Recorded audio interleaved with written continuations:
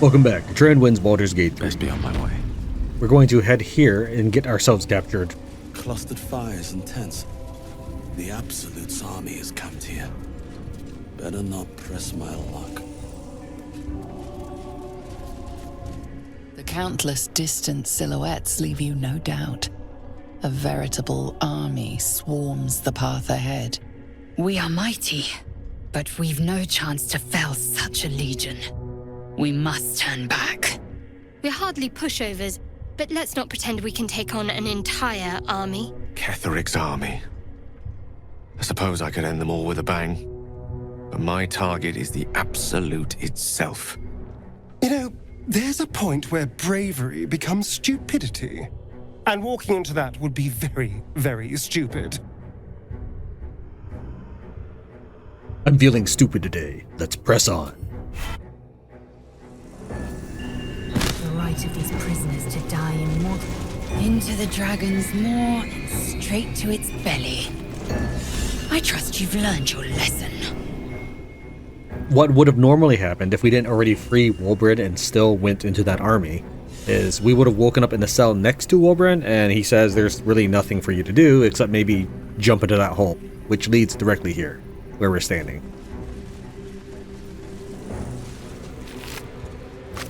There's really not much here. It looks like an open-ended area, but a lot of it you can't actually walk around on.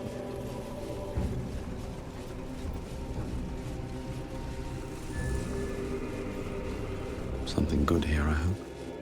Let's see if our character can pathfind our way to that goblin.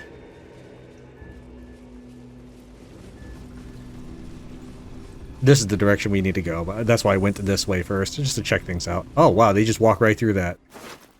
Okay. I didn't actually expect to get there. Over here we can see some, what do you call it? Intellect devourers, right there. Look, there's something on the other side. No way through from here, though. I can't see that one, but since it's green, I'm gonna guess that it's us. That's the only other intellect devourer we know.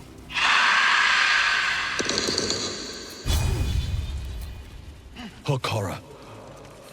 Wonderful.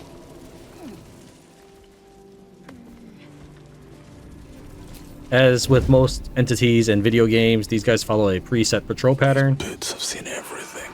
Let's see if we can get through with our entire group, or if we just end up having a fight.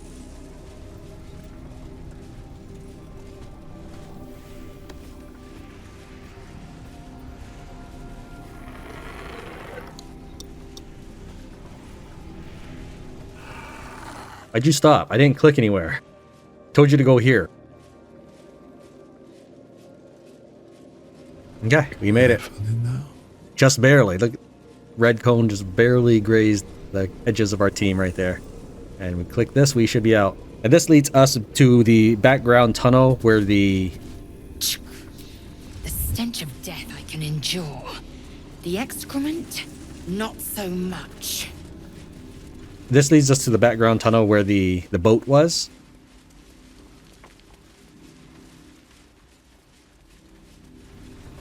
And I'm looking for the other exit that Another step forward. isn't jumping out. I think this is it over here. That was the Oubliette. Over here are the cages. And we can just get out this way as well.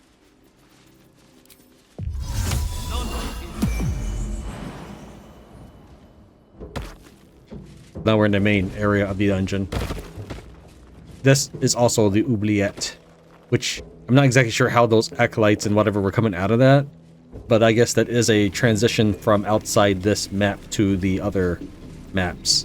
I wonder if that means that some of the people I've been killing are from other parts of that zone, which I have not fully explored. Because I've only rehearsed or practiced a little bit ahead of where we are. And I don't actually know what happens after we confront Ketheric Thorm, which doesn't happen this episode.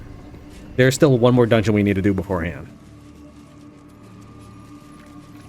That was really not necessary to do to get back into the tower, but I wanted to show you that there was an extra dungeon. Normally Minthara would say she doesn't want to go up these stairs, but because there's so many people, they're not going to notice Minthara in the crowd. Realistically, it's because the game probably only checks to see if she's within the first 3 party members. But it's nothing a full-faced helmet couldn't solve, surely. General Thorm's prayers and preparations must not be disturbed. The rooftop is off-limits to everyone. Even you, Disciples Rel? Everyone. Keep watch and ensure that nobody passes. Excellent timing, true soul. The goblins. Tell me how they suffered. No, better yet, show me. Her mind enters yours abruptly, flickering across your memories in a blaze of excitement. She sees the goblins walking free, and a burning rage fans across your mind like wildfire. Explain yourself. You said I could do whatever I wanted with them, so I did. I didn't expect you to do that. I was hoping you'd be able to help with something more important, but you're only fit to muck out the jail cells. Show some respect. I'm a true soul. That won't keep my blade from your throat if you continue to disappoint me. Let's see if there's anything interesting in this brain of yours. She parts the folds of your mind again, touching your wants and hopes, tasting them. Every emotion soaks into her mind's palette. But there is purpose to her exploration. She is searching for proof of your faith. Take it. Fill your mind with love for the Absolute. There is a tremor of shared ecstasy as she finds a mirror to her own desire. Perfect. You crave what all true souls should, to be touched by the Absolute. I have already been blessed to stand in her presence. It was bliss. She gave me everything I wanted. Everything? What exactly do you want?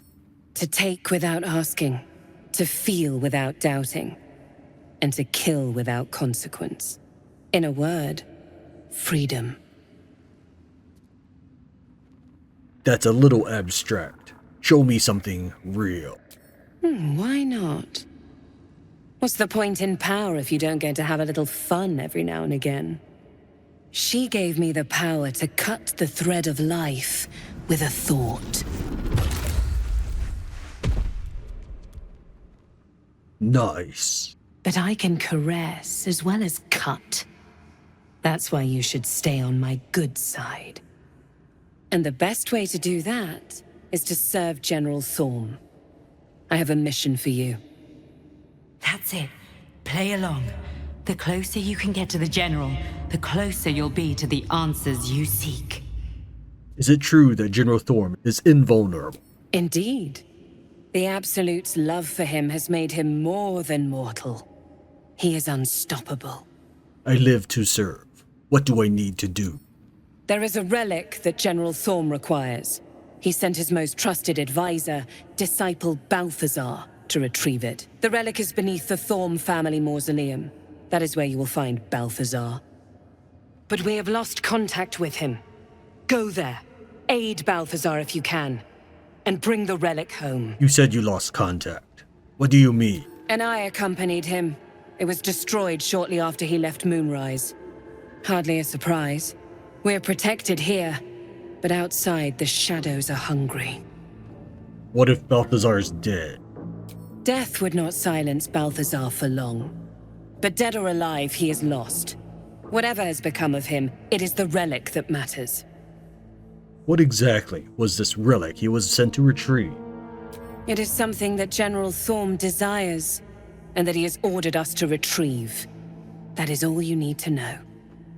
She's suddenly nervous, on edge. Talking about the relic makes her anxious. Talking of this relic makes you anxious. Why is that?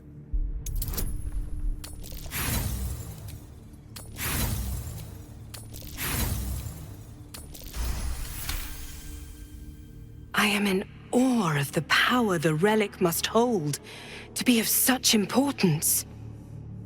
General Thorm will not leave Moonrise without it. The relic is vital to Ketheric's plans. You should be giving me more support. Fine. Talk to the Bugbear Quartermaster. Tell him he's to share my secret stash with you. Understood. I'm ready to head out. The shadows around the mausoleum are deep and hungry. You'll need a moon lantern to survive them. Take one from Balthazar's chambers. But don't pry. The last person who snooped into his secrets lost their head. I believe he uses it as a chamber pot. Let's take a look at this book back here. It must be important on this altar in front of Ketheric Thorm's door. Moo, glory of the Absolute. I believe this is an alias or function and not the actual text of the book. It is not your time yet, Blessed One. The Rooftop Chapel is reserved for the General's private contemplation, save for those he chooses to ascend. This must be the place. We have to get inside. I've heard that those lucky few come back changed. You are already changed, true soul. Hearing her voice is what brought you here. But above, you will stand in her very presence. Such an honor requires more. Her words are diplomatic, but her face betrays her true feelings. Utter contempt for you and all your kind. Disciples Rel has given you a chance to earn that honor. You don't believe I'm worthy? I believe you will find your rightful place in her design. Either you will ascend, or you will fall, and I find use for even the fallen. I hope that is some comfort to you. And if I choose to go anyway, will you stop me? I will not. Your fate is your own to choose, however painful. She says she won't, but she totally does. Going there initiates trespassing or don't touch it dialogue.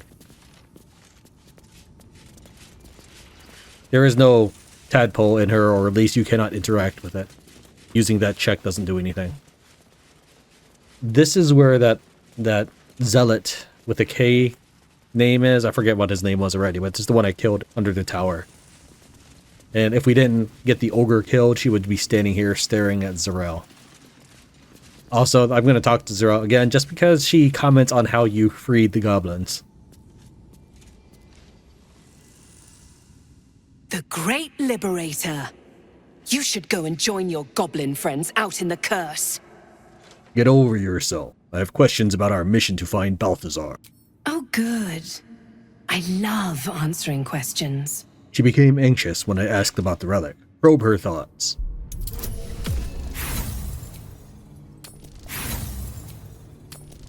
Seriously, game? True souls share thoughts. They do not steal them. Guards! We have a spy. Are you kidding? You infiltrated my own mind at least 2 or 3 times in the last dialogue. We can totally kill her, but let's load so that we can explore her other dialogue options. Still failing. There we go. Whatever Balthazar is looking for, it's crucial to the war effort. Thanks, that was informative. I need an idea of what to do next. Have I not been clear? Find Balthazar, and more importantly, the relic he holds. Neither of which, you'll notice, are here. If we pick number 2, it's the same option as when we first asked about what if Balthazar is dead. So we have permission to unlock this door once we've accepted the quest from her. This door would be red, and the ogre got killed by her is normally over here, keeping an eye on the room. Now there's a bunch of books and stuff in here, and I know the solution to the puzzle just by brute forcing it, though it's not a very difficult puzzle. You just click on 4 different things and you get trapped for 3 of them. I don't know how you're supposed to find the solution, and I know I did kind of just flip through these pages here. I'll leave this up if you wish to read it. But I don't think this is part of it. I've looked through all the bookshelves, and you'll typically find things like scrolls and not actually books. You can see that there's really not much there. There's an engraved Githyanki disc, which we'll go and take a look at now. Waiting for it to load. Once again, your mind opens to Lae'zel, and she considers the disc. More writings on Orpheus, the so-called Prince of the Comet. Go on then. Let's hear it. The Prince of the Comet, Part 3. The histories tell us that Commander Voss, Gestil Kithrak, pierced Prince Orpheus clean through with his sword of silver, that his flesh was torn and fed to the great red dragon Ephelemon. Vlaakith's faithful roar out this tale, but beneath the roars, we hear whispers carrying truth and prophecy. The Prince of the Comet is not dead. The Prince of the Comet will come again. The Prince of the Comet will liberate us from Vlaakith's tyranny. Praise be to Mother Gith, Queen of the One Sky. Praise be to your son, Orpheus, the true heir, Prince of the Comet. This is more than a fable. It's an affront to the undying Queen Vlaakith. Gith's son died to Voss's blade. Orpheus is no more. Could Orpheus really be alive, do you think? It is not just improbable, it is impossible. Kithrak Voss and his red dragon slayed the fell prince. You could no more resurrect him than you could glue together the pile of ashes he became. My Vash taught that the silver bells of Vlaakith's court still ring out before every hunt in celebration of the prince's defeat. As a child, I longed to hear them for myself and sing in praises to the deathless queen and her Kithraki. Alright, but point number 1. Kithrak Voss is a traitor. We know this. Point number 2. This was specifically a dialogue option, so now I have reason to doubt the story. Who is the great red dragon Ephelemon? Tiamat's emissary. It was he who carried word that Mother Gith had negotiated the gift of the dragons, and that Vlaakith I would preside as Queen of the Githyanki. Ephelemon remains the Queen's consort to this day, as endless as the empire he now serves. Anything more?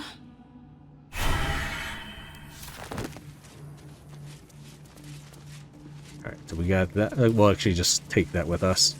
I don't think we'll actually need it, but it did come in handy handing it to that one kid in the Githyanki disc. I'll see what Lae'zel has to say. In the Githyanki creche. A reminder, acolytes are permitted entry to my chambers for the sole purpose of collecting moon lanterns. My library is not to be tampered with. While the Absolute appreciates your eagerness to learn, my bookshelves do not. Any requests to borrow from them must be given to me in advance or are likely to be refused. Remember, the Absolute's purpose is better served by a beating heart than a poisoned mind. So if you choose death, I will ensure you serve her still. There's 2 corpses in this room, and while they do have a heart on them, you don't actually need it from their body, which can come in handy should the bodies, for whatever reason, just sort of blow up. Here's Balthazar's personal notes too. We'll help ourselves with that. What's that? We'll read it in a second. Moon lantern. However, unlike the other moon lantern we have, there is no option to try to free the fairy inside. Let's go and unlock that chest. Huh?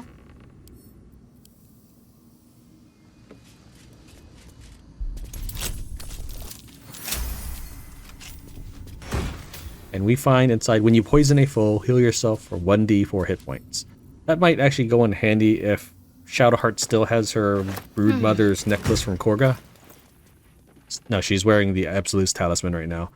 The Broodmother's Revenge. When you are healed, your weapon deals 1d6 poison damage.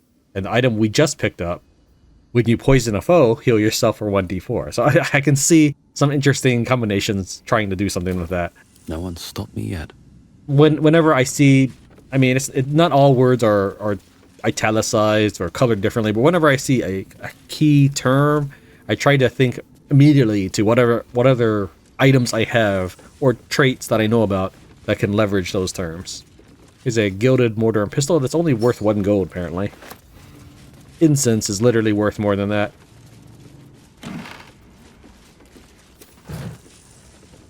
And I'm doing a big show of looking around the room because, one, I did say I don't actually know how to properly solve the puzzle. So I'm showing you, like, hey, I have looked around the room and I don't know the actual way you're supposed to solve this. Resources. Notes 3. I don't know where notes 1 might be. This is the door that we opened and closed once we entered. I climbed up this scaffolding in order to get the inspiration. What was it called? Don't like stairs or something like that. Here's a charred prayer book. My dark goddess, when I lost my daughter, I learned my purpose. When I learned my purpose, I gathered the flock. When the flock was full, I punished the wicked.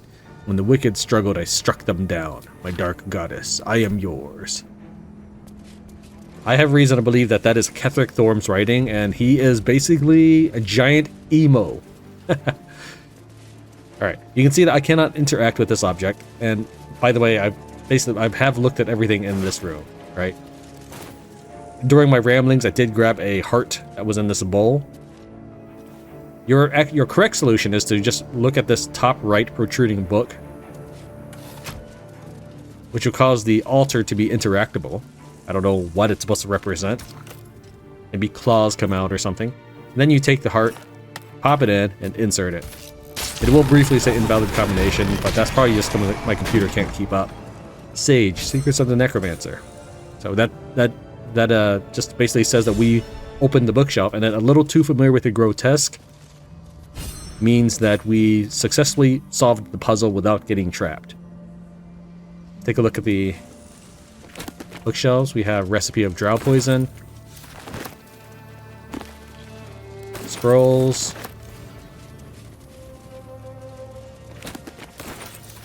potion of healing recipe, a swift and sudden death, which is referenced in this scroll over here.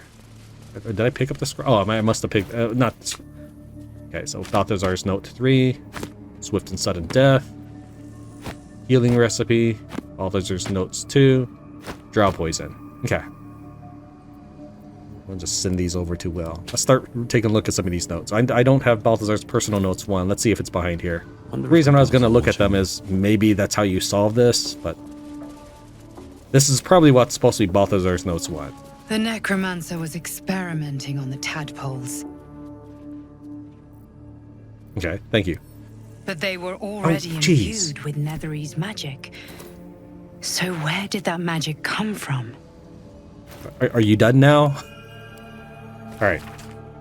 Note, install a drain beneath library's conventional medicine shelf. It's waste to let all that blood seep through the flagstones, and it will rust the sides. A line slashes through above, the same hand in fresh ink below. Disregard. The smell gives me sweet dreams. All we got from that is he likes blood. There's no next page. That's it. Was that supposed to be a clue? This must be from here. Note number 3. Any works by Mordenkainen must catch up on current events. No volo, better a century of ignorance. Hidden vellum, holds ink like no other. Could harvest from an acolyte? New copy of Swift and Sudden Death for library. Current volume, badly scorched. Here's the Swift and Sudden Death. A scorched book, its pages singed and tattered, though its contents have been rendered illegible by some unknown phenomenon. It is still possible to make out the dedication. To those who doubted me, may the storm claim your final breaths and the earth reject your rest. Here we have the drow formula. I like the backstory for this. Time was I would grimace at the prospect of poison. Not that I think it's cowardly, I just didn't think that was my legacy. The scaleless dragonborn who wrote some books that jilted scum used to poison their heartbreakers. My old friend Necros tried to convince me that such poison better equip adventurers for danger of the road. Read a crude, happy-go-lucky attitude. Adventurers make up a sliver of the Sword Coast's populace. Mostly it's folks trying to get by, and in this day and age that means poisoning your ex-lover, or some man who stole your prize goat, or some woman who called you a crabby little bandit behind your back. Well, I say go ahead. Use my work however you want. A healing recipe that I wouldn't really expect to find on Balthazar's bookshelf. We'll pretend is the same author. This small recipe has helped me through a lot. Without my scales, my hide smarts and tears with the slightest touch. What has never healed me fully, every drop soothes. And what might similarly soothe whatever ails you. Someone has filled the rest of the page with repetitions of, why is it always healing potions? This God's damn primitive village, and the occasional, someday I'll kill that mongrel of a master. Luckily, the recipe itself is still mostly legible.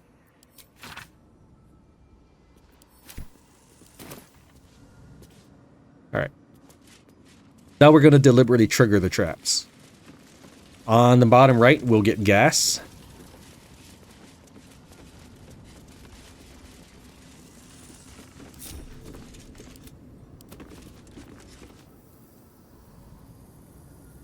Let's get on with it.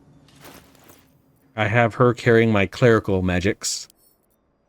We'll give Gale, and then we'll pass this to Halson, just because. We're a long way from Waterdeep. You can put that on.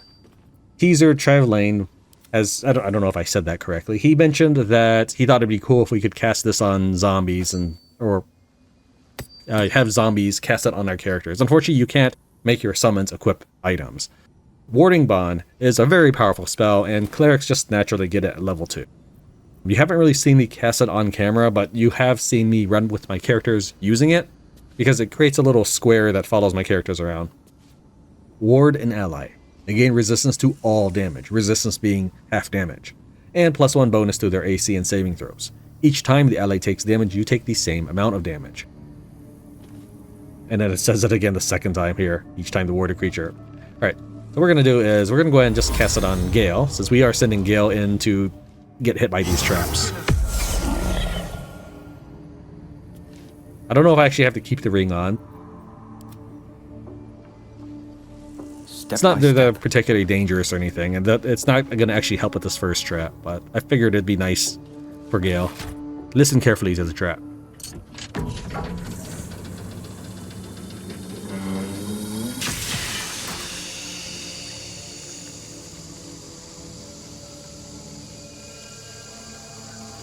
And also the door is shut as well, which I think is kind of cool.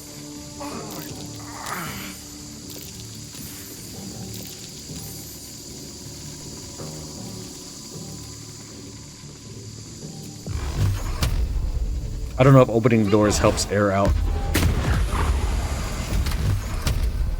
the gas. On my way. But it did stop hissing. However, that probably is just time-based. Okay, that was trap number 1. Direct me. So top right we have the altar, bottom right we have the gas. Bottom left, right here, are zombies.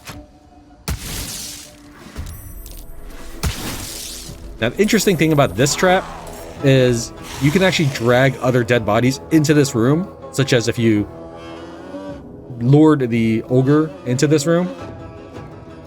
Apparently that thing did not like me fighting the zombies. It probably really didn't like me blowing up the door, I guess. Anyways, if you lured that ogre into this room to dispose of the body so that what's-her-face wouldn't be alerted, he would still turn into a regular-sized zombie. Unfortunately, the zombies themselves do not give you any experience.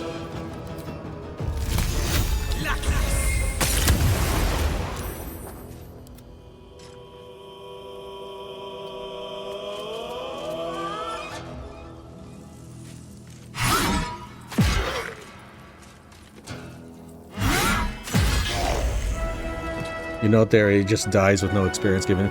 There's no real point to me dragging all the absolutist cultists up into this room and bringing out zombies, unless I wanted to try to unleash zombies on the remaining people in the tower, which sounds like a pretty cool idea.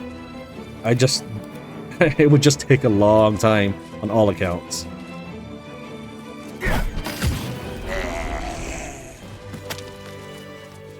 If you didn't happen to loot the corpses, at least it still turns into a pile of goo that you can still get the heart off of, but there was that heart in the bowl. And then the top left is the one that actually gives you damage. It'll be spikes.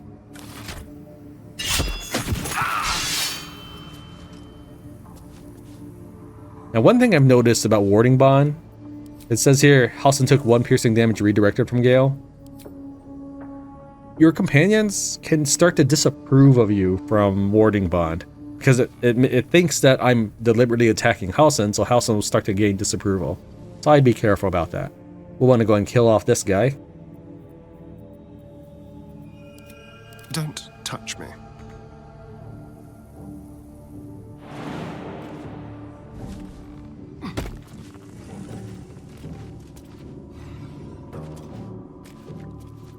Turn that on so we can go through his damage resistance.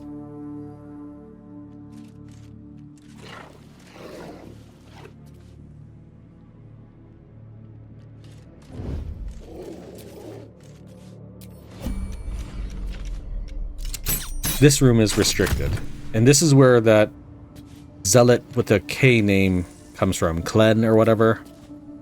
And the other two security guards in the prison episode, they also come from up here. This is really a balcony, but not this balcony. Alright, anyways, let's continue searching around. I do try to be as informative as possible, though I probably should spend less time doing that, because I worry that I'm just boring people to death. I have redirected some materials from beneath the tower. I plan to simply raise what forces I need inside the mausoleum itself, but the general prefers that no more of his family crypts be disturbed. Even so, I may have no choice. The temple will not surrender the Night Song easily, and the general's invulnerability depends on it. I'm sure he will forgive a little transgression if it frees the army to move on Baldur's Gate at last. This Night Song sounds like the source of Ketheric's immortality. Night Song.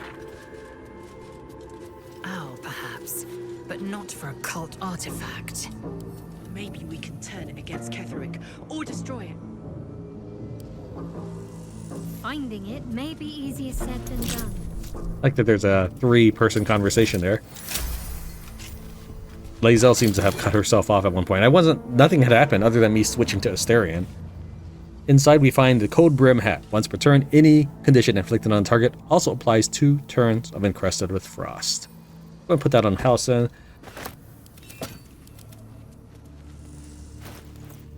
In a previous episode on an outro, I gave the Phalar Aluve the singing sword to Shadowheart so that she could shriek and inflict thunder and radiant damage upon all nearby enemies. We might combine that with something like the Cold Brim hat, but for now, we're just going to put this on Halsin, since he's kind of going just a Frost theme at the moment. Nothing behind the painting. We can go and snatch it down if we want, but there's nothing there. Maybe in the game at some point that will happen. Best be on my way. Goblet of Tadpoles. Let's take a closer look. A goblet filled with the mutilated corpses of illithid parasites. Whatever ungodly experiments were performed on them likely killed them. This one, if you have Gale in your party. Carved into the bench's rotted surface are strange, half-faded sigils. A magic circle of some kind, thick with darkness and decay. A ritual circle. And a complex one at that. I've seen such a construction before in the writings of the Weave Pasha Raven, though his vision was not so tainted. What is its purpose? The sigils are written in a curious mix of tongues. Ancient Kalashite, Netherese, something else I can't quite make out. If I'm reading it correctly, it was used in the creation of moon lanterns. It's been mostly drained, but even now contains a powerful dose of shadow weave. The discarded pixie corpses might still contain enough essence. And with one of the broken lantern casements... Yes, I think I'll be able to craft one more lantern. And with a slight modification of the casting gesture, it might be able to wield the shadows instead of repelling them. Though, Mistress' eyes may be upon me, and she'd forbid me dabbling with such magic. She'd want it destroyed. Wasted, arguably.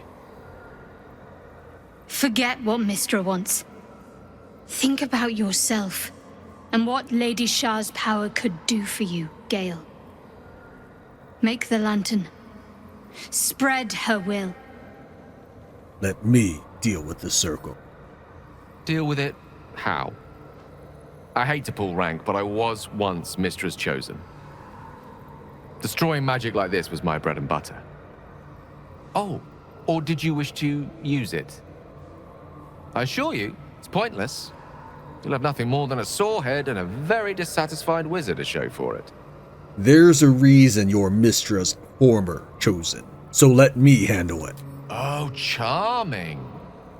I hope the Shadow Weave was to blame for that little outburst of unwarranted discourtesy. If you think you know best, go right ahead.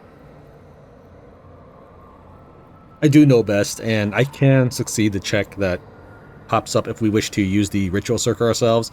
However, we get better dialogue with Gale if he crafts this item. Fine. Go ahead, Gale. Craft this lantern of yours. Some room then, if you please. He only asks for room if you slighted him in that conversation. And then you actually have to manually select them. Salutations. But if you didn't do any of that, it just immediately gives you control of Gale and walks him up there to prompt you for it. The circle's power remains, to be used or destroyed. Pick up the ingredients. Craft the shadow lantern. It automatically picks up 2 ingredients from the table. We go and slap down a pixie and a broken moon lantern. I've tried double pixie and double moon lantern, nothing. And we get the shadow lantern. Conjure shadow lantern wraith. Pull an undead creature from the depths of the shadow lantern's depraved magic to join your side in combat. Alright, so we'll talk to Gale and then I'll make a save and we'll try exploring some different options. If Mystra were here, I don't think she'd be best pleased with me for doing that. She was always rather fond of pixies. Still, I'm sensing no signs of any divine retribution incoming. Not quite sure what to make of that. She wants you to obey her command. She's hardly going to chastise you and put that at risk. A valid and most astutely observed point. So long as I have her mission ahead of me, I suspect she'll not want to distract me with any undue moralizing. It may not be the most savory kind of magic, but it will taste sweet enough if it brings us to the heart of the Absolute in one piece. There's a dialogue option that doesn't fit our Orc Warlock, but I'm going to pick it anyways, just to show you Gale's logic, which I actually agree with. Then we'll load and pick the option our Orc would use. I'm not sure I like you using these dark powers. There's something wrong about them. We're up against the greatest threat Faerun has ever faced. I don't mind getting my hands dirty if it gives us a better chance of surviving. Refusing to compromise my morals would be a rather selfish thing, given how many lives are at stake. We'll need all the power we can get if we're to succeed against the Absolute. We're up against the greatest threat Faerun has ever faced. I don't mind getting my hands dirty if it gives us a better chance of surviving. Whatever advantage I can gain for us, I will. And I refuse to feel guilty for it. No matter how much Mistress chidings might echo in my skull. Now come. Best keep moving. We have many more shadows to face before we reach the heart of the Absolute.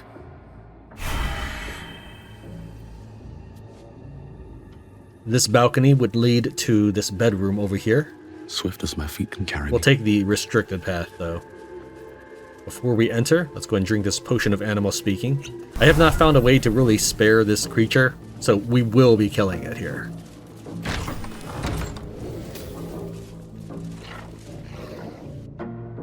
Stand, soldier. These are the General's private quarters. Wait. Something in your scent is familiar. Show her Scratch's ball.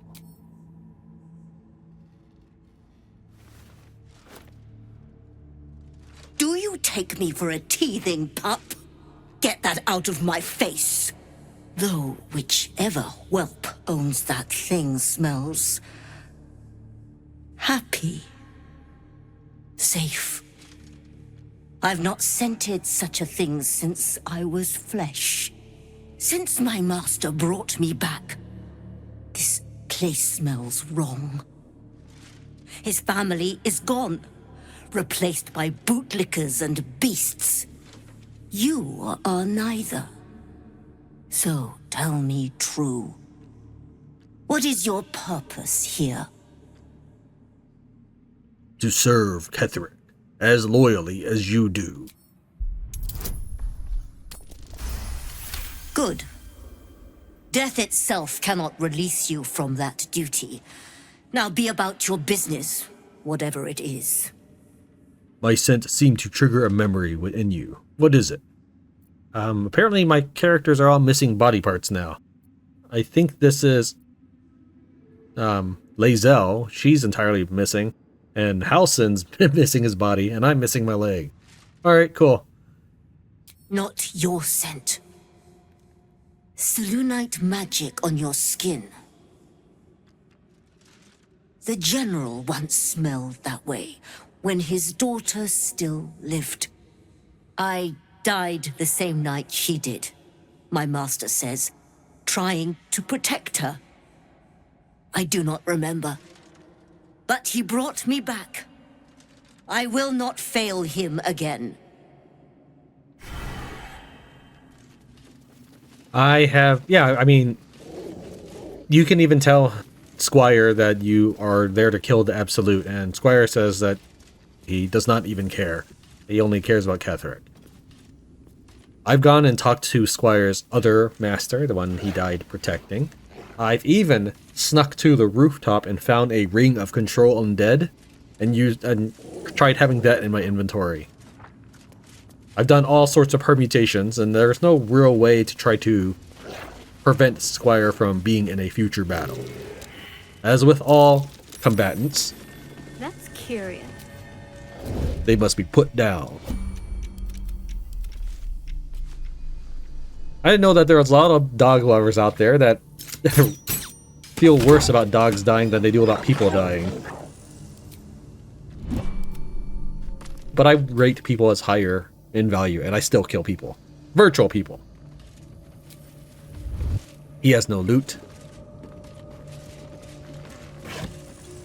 Elder Brain Domination. I'll let you pause if you'd like to read this. Talks about a dude we haven't met. They've mentioned Gortash a couple times, specifically Karlach. Talks about a bunch of arcane history, but with no concrete information either way. It means nothing to me. Go ahead and pick that up just in case, and let's go ahead and lockpick this chest.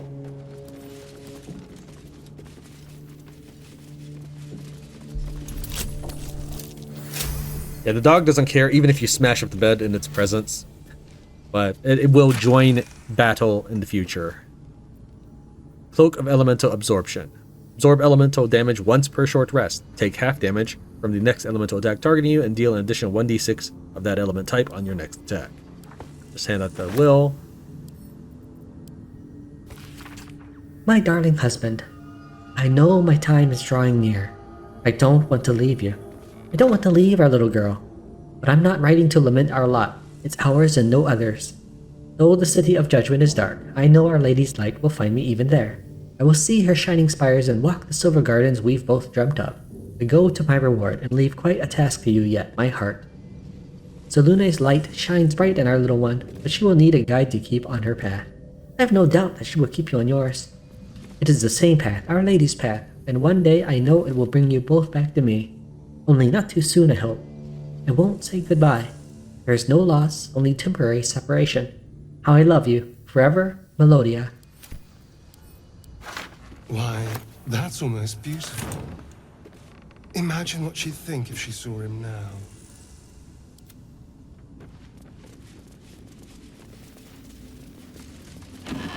Tracking Drow Exiles. Let Minthara read that in case there's any dialogue for this. Yes.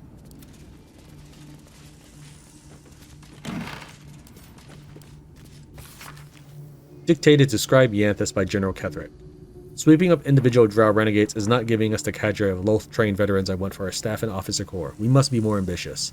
Agent Zilvri, True Soul 113, will be commanded to infiltrate Menzel Baranzan itself, ideally House Benri.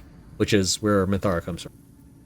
Ostensibly to proselytize on the behalf of the Divine Absolute. I think Zilvery will be convincing this role.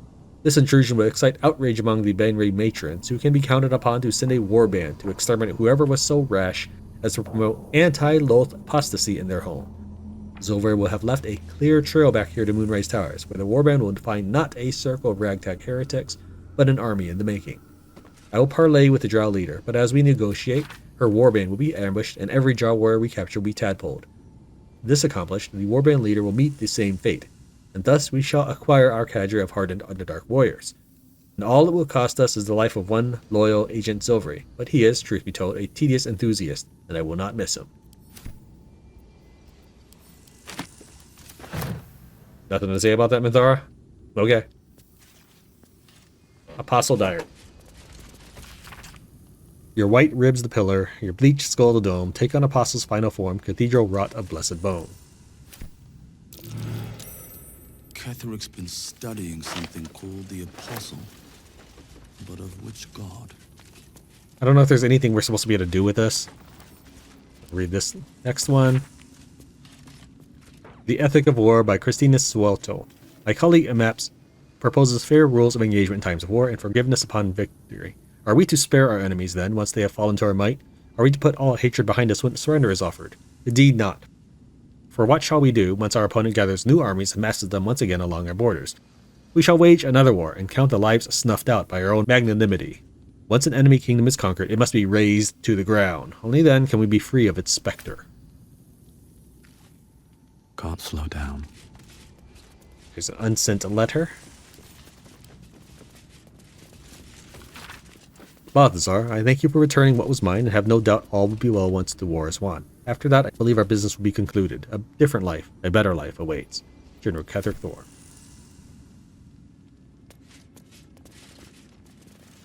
Not sure any of these maps matter. They're just all over the place.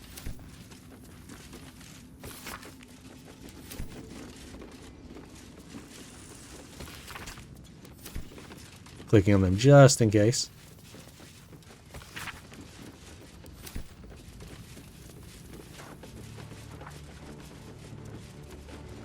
Missive from Gortash. General, given what we know from my research about the Gith artifact, I can't emphasize enough how critical it is that it be recovered. The power that artifact contains can boost our own efforts to unforeseen levels, but if it falls into the hands of enemies of wit and persistence, it could bring down all of our plans and schemes. The body of our handpicked captain for the artifact raid wasn't found in the wreckage of the Nautiloid, and I'm not at all easy in my mind about that fact. Find the artifact, employ rigorous means, do not fail. Lord Gortash.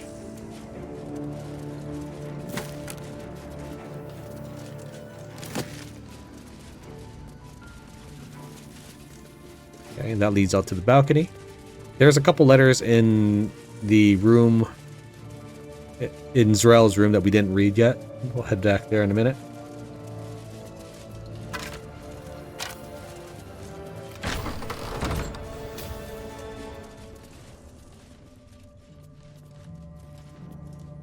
Alright. This is a mimic, and if you do damage to it right now, it still retains that damage even once battle has begun. Let's show you how it normally would play out.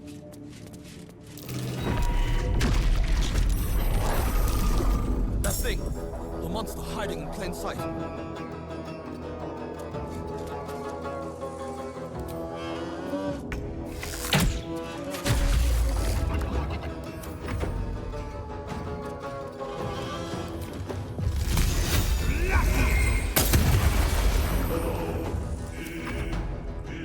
With finesse.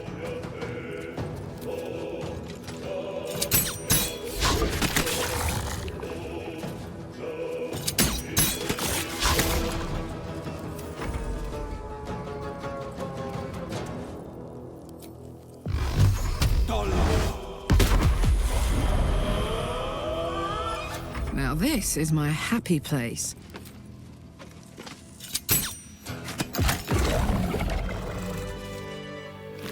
On its body, you'll find a stained letter, pristine mesh toe sandals, and some minor money. My darling daughter, when you were a little girl, I would often watch you play with your dolls and your cousins and picture myself an enormous, opaque, and silvery shield, surrounding you, protecting you.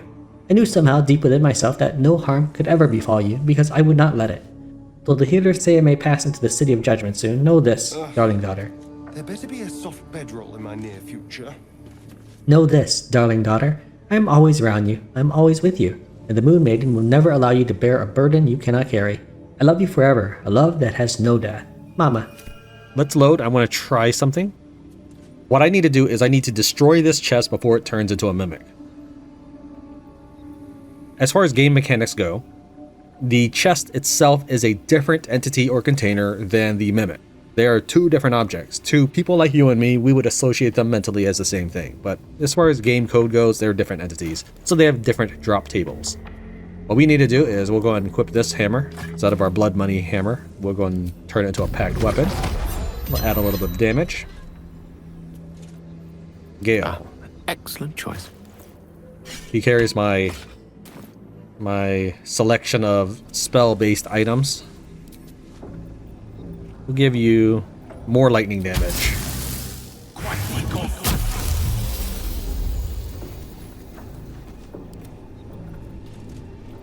Will. And I'm off. I would like you to bring out a scroll of enlarge. Put that on 4. Shadowheart. She carries my clerical. My faith will guide me. Magic items.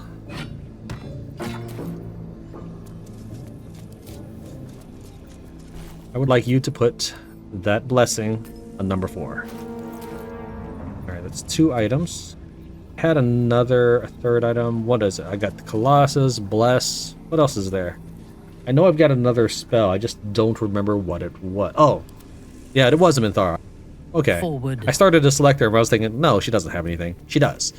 She has Crusader's Mantle, which will give me an additional radiant 1 to 4 damage. I don't know if this will work, because these are technically different damage sources. It might not blow up the chest, but we're going to give it a try. The reason why I'm getting all my characters together and ready is because this is a turn-based limit.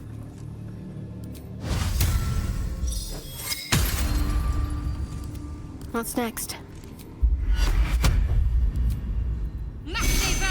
Of course, you can always just enter turn-based mode as well. But then if I made a mistake in my preparations, then I end up having to unturn-based. Still breathing, despite everything. How much damage does it think you'll do? It thinks you'll do 13 to 39. Alright, let's give this a shot. No! Okay. So what was the roll on that? We did 5 out of 10. Okay. What you want to do is look for a imaginary line. I know that sounds weird. Of the edges of the wooden planks. You can kind of see right here, there's 4 in a row. Many of them are not neatly lined up as that. If you cross that line, the mimic will activate. What we're going to do is drop a bunch of these smoke powder bombs. And one thing to note is if you do drop them as a stack, it's something I learned when we were trying to free Nair in the Underdark. If you do drop them as a singular stack, you don't actually get the full damage. Breathe deep and move.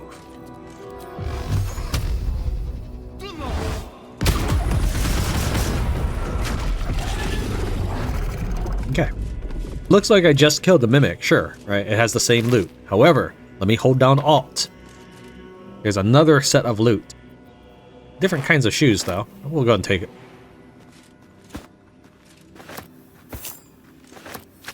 And then we finally get the Spine Shudder Amulet. When the wearer deals damage with a ranged spell attack, inflict 2 reverberation upon the target. We're going to continue to stack status effects and cold powers on Halsin. Just for now. I'm always open to changing them later, but I just wanted to make a simple support build. And him throwing cold on everybody is pretty cool. This leads out to a balcony. Very well.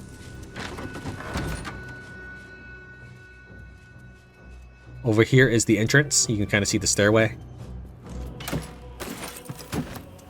Stone chair, just looking out to nothing in particular.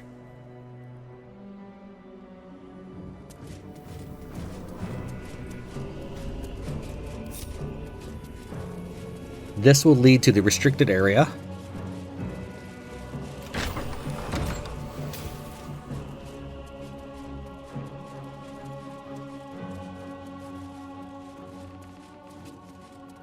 Now that door will lead us to the entrance, which is where we are heading. But, hold on 1 second. Let's try sending someone else through real quick.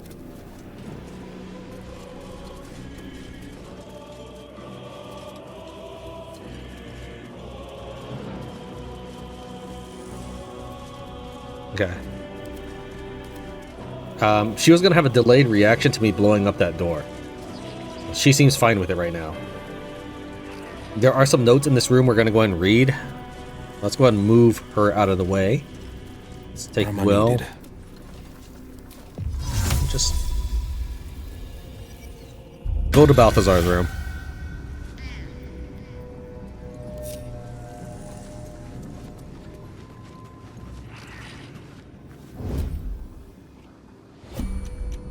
This note is the same as what's on the ogre.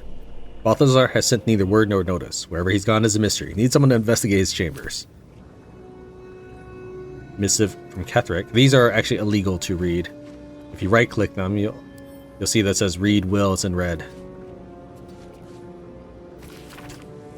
Gortash, the tone of your recent letter is inappropriate. You may follow the Lord of Tyranny, but I do not answer to him or to you. It isn't the fault of any of the Chosen that the artifact has gone astray. Unforeseen events occurred, as they always do. I acknowledge your planning mastery and brilliance of mind, but you lack the depth of experience that brings patience and composure. The artifact will be found. Our enemies will be thwarted. We will prevail. Now show us that you are reliable as well as brilliant. General Ketheric Thorm. Yeah, you say that, but you are going to execute Minthara.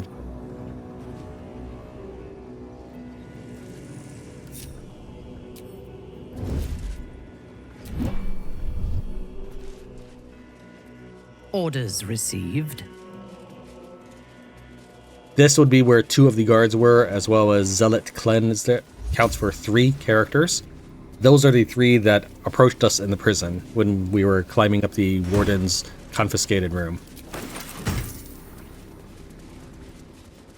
While this is an inspiration that you should probably get, if I do this, we will be cut off of dialogue later during the video. Let's move. For the sake of the video, I will load after we confront Ketheric Thorm on the top of the tower. The reason why we're doing it is there's an inspiration that's to be had only if you confront Ketheric Thorm on the top of the tower before the story takes you there. Alright, what we need are some flight scrolls. We're going to have Tran head out to Balthazar's balcony. How much farther can I go? You can normally jump through this if you have a little bit of strength or enhanced jump abilities, but this is just going to be easier if we take one person.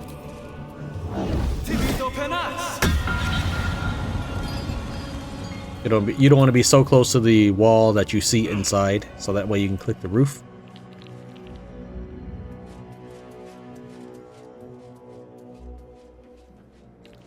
On the other side of this area are 3 ghouls. I've tried bringing in everything from Balthazar's room, but they don't seem to care. Flesh. Not flesh. Silence. We hunger, true soul. The Absolute promised us a feast of corpses, and still we starve. I honestly didn't know your kind could string a sentence together.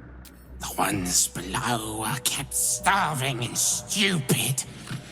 But not I. I know where the real feast is. They drop corpses down into the tunnels and below the tower. Enough to feed an army of us. If the Absolute will not share her dead flesh, we will tear it from the backs of the living.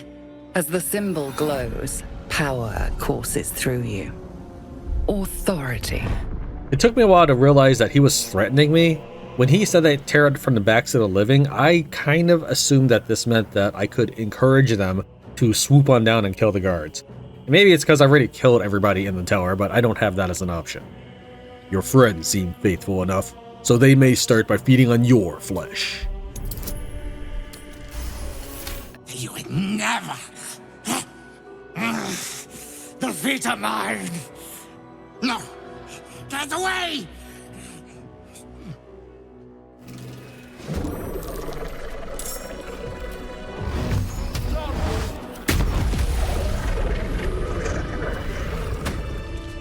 If you had talked to them peacefully, they would all climb up here and fly. And maybe it's just because my computer can't run the game correctly, but they all fall and take damage. Even though I order them to kill him, they don't choose to eat him. All that does is allow you to have access to this way.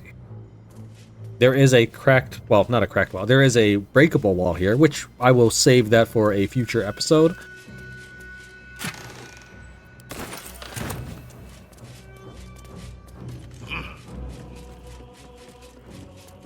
I started scripting the later episodes.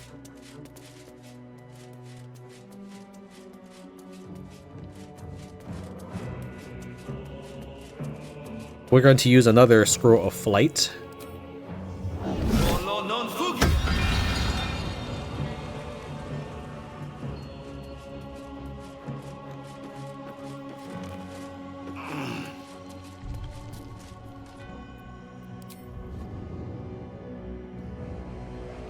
Being seen around up here is not really that big of a deal. You just don't want to be seen by Ketheric Thorm. Alright, we're going to make another save here.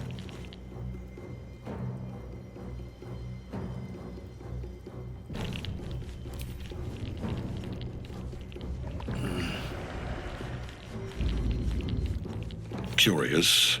I believe you were told to wait. My apologies, General. Please forgive my intrusion. It isn't for me to forgive one who so flouts the Absolute's will. It is for me to punish them. He cannot die! We must find what gives him his invulnerability before we strike. Because we have the ability to fly, we can just get away from him. The problem is, now that he's gone hostile to us, just like with Jorah Ragzlin, all of the Absolutists in the tower will become hostile to us.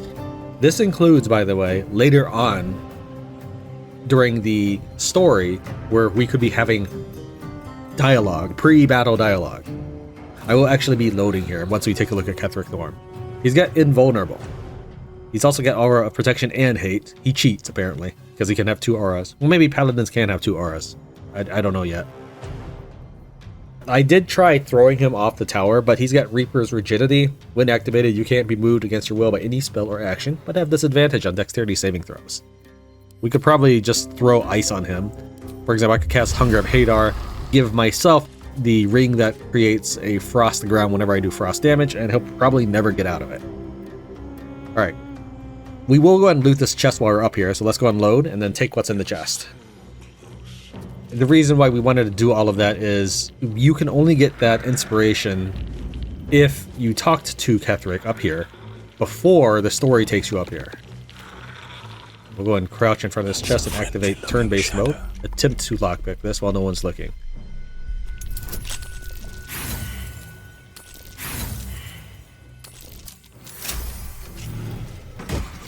Inside is the Ring of Exalted Marrow. Exhort the Risen. Subjugate the undead with your commands. That's basically like the command spell right there. The one that my mouse is hovering over for undead units. We may try to cast that on...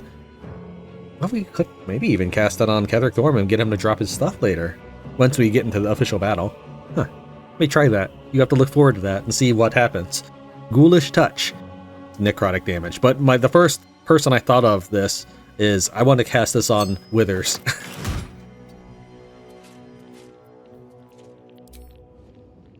And we fly down in that one turn.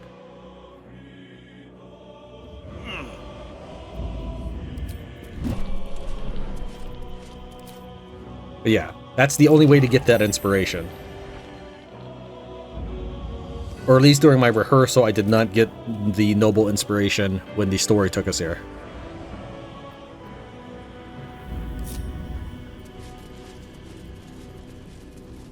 We have 2 last things to do. If not over, then through. And then we're done with Moonrise Towers and ready to move on.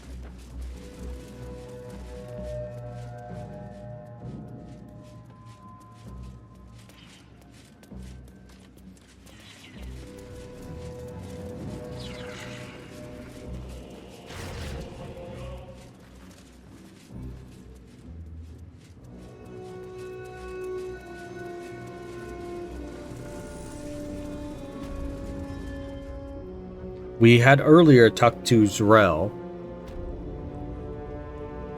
and she told us that there's a hidden stash on the bugbear.